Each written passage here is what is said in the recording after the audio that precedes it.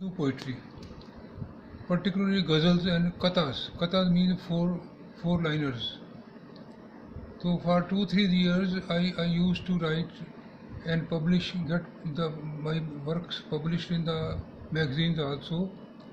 I was the editor of the college magazine also for 3-4 years. So initially I started writing poetry in Urdu, but with the passage of time, I found myself more interested in fiction than in poetry. Although in musharas, in the poetic symposiums, I used to recite my poems in Shimla also, where I was for some years. But that was something which was beside the point, you can say. Okay. So my final interest revolved around fiction. Fiction. Okay. So, Principal sir, what is the difference between mental constitution of a poet and a novelist? Poet, sometimes is mentally involved in having love affairs with the beloved, expressing their reactions, sentiments, emotions. But when you come to writing fiction, novels, you have to be very responsible, because you have to build up a structure which should convey theme, and the whole structure should, in the novel there should be thematic development, which ultimately to the reader conveys the novelist's point of view emphatically, so that he should know the various aspects of life more clearly and evidently. So, in a way, poetry puts up life in parts only. In parts. Poetry, is something which is fragmentary, you can say, and it's okay, because poetry also conveys sentiments and feelings. Sometimes the feelings and the emotions conveyed in poetry have lasting effect, but they are ultimately, poetry, has not that type of deeper impression on the mind of the reader, because poetry is fleeting. It's born out of fleeting moments, and it's also vanishing in no time. But fiction, Fiction stays. stays, and it remains for a long time on the shelves of the people's books, Sir, people's libraries.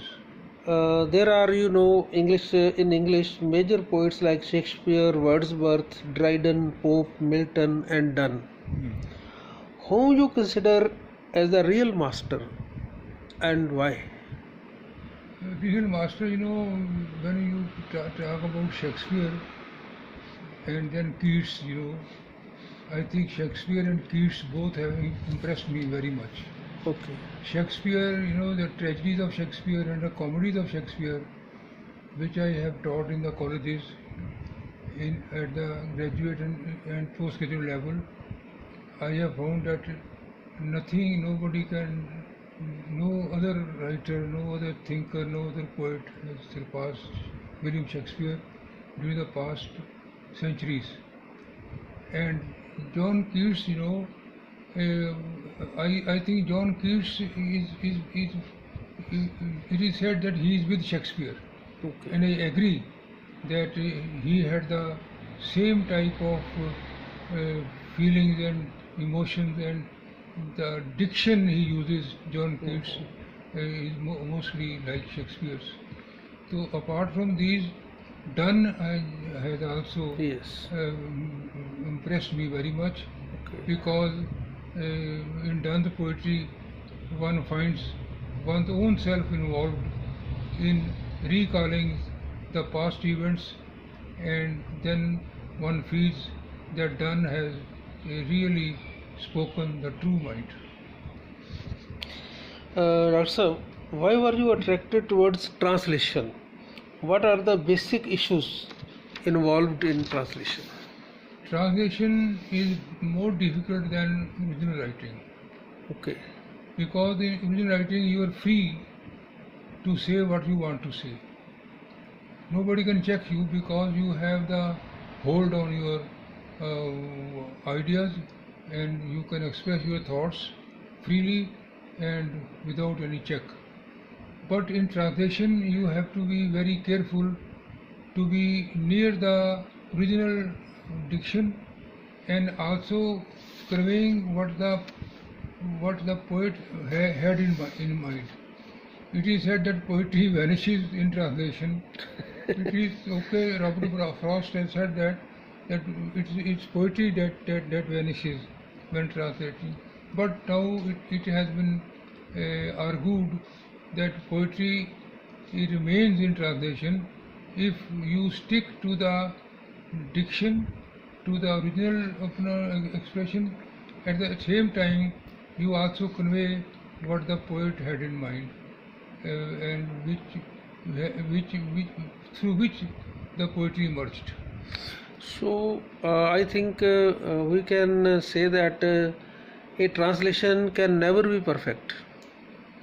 Translation can never be perfect. I don't know, because I have read many great books in translation. Anna Karenina, the great novel by Tolstoy, is a great book in translation. It was written in Russian, but in translation it conveys the true sentiments of that lady.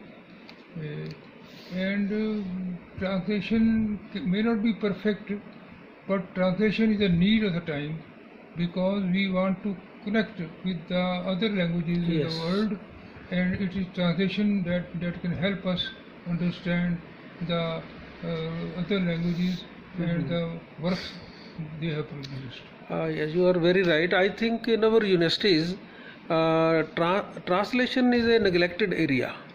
Yes, because it is thought that translation is something which is inferior. Inferior or comes by nature. But now it has been realized that translation is an art in itself.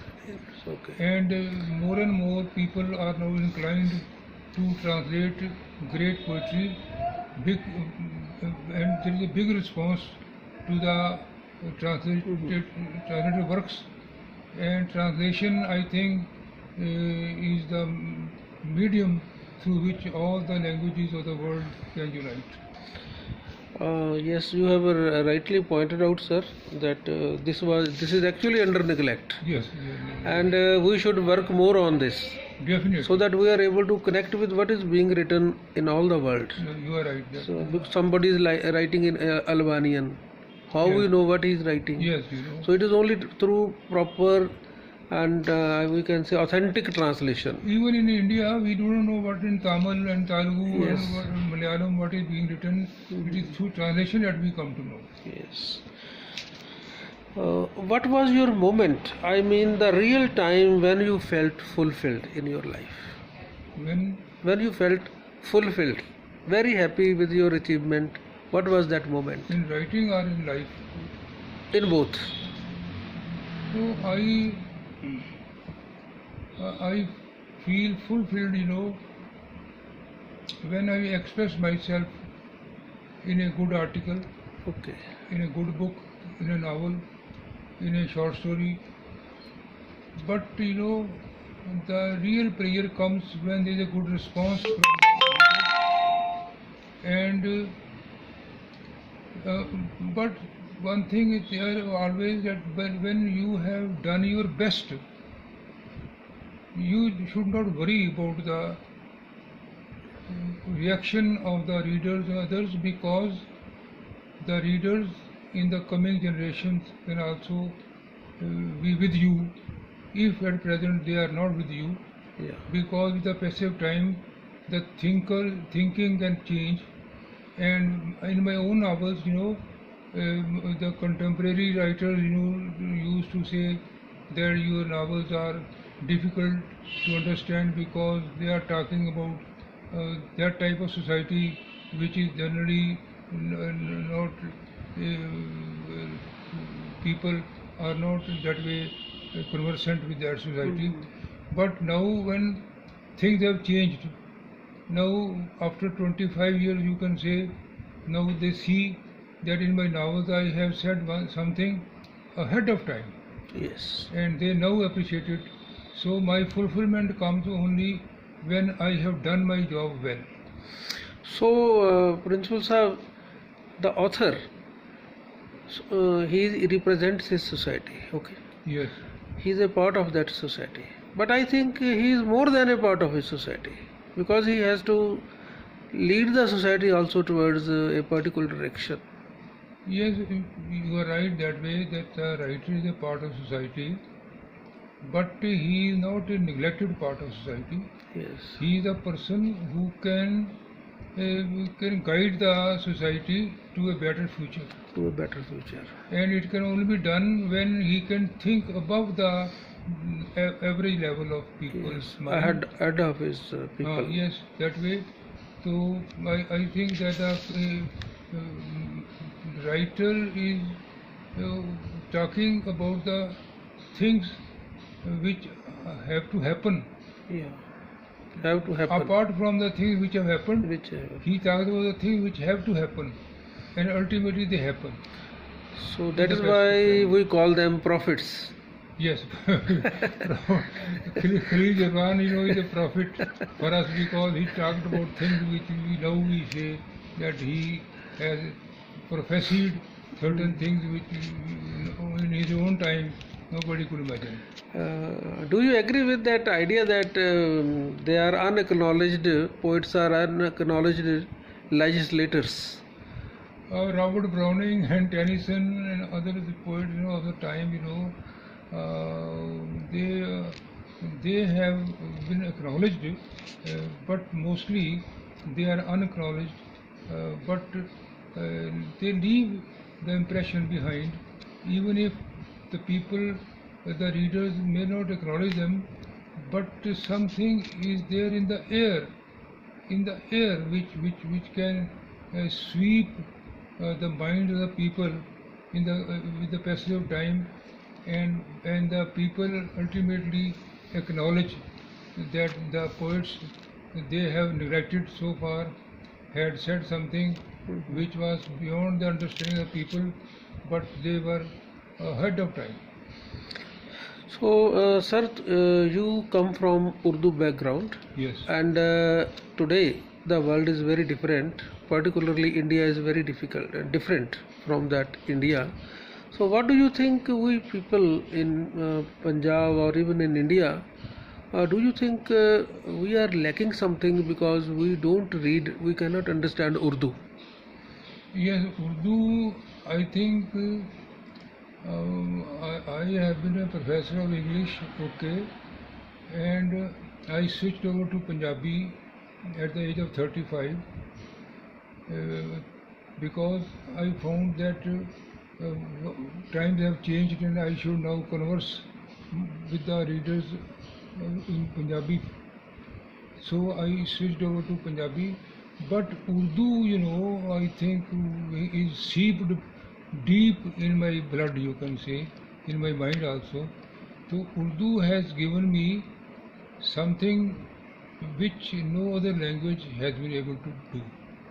Because Urdu is a language, is a sophisticated language of Mir Taqi Mir, Mirza Ghalib, and Faiz Ahmad Faiz, and Saharuddin, you can say, and others. So they have Urdu poets and the Urdu writers and the Urdu thinkers, they have given to the readers something which is very, very delicate and which is very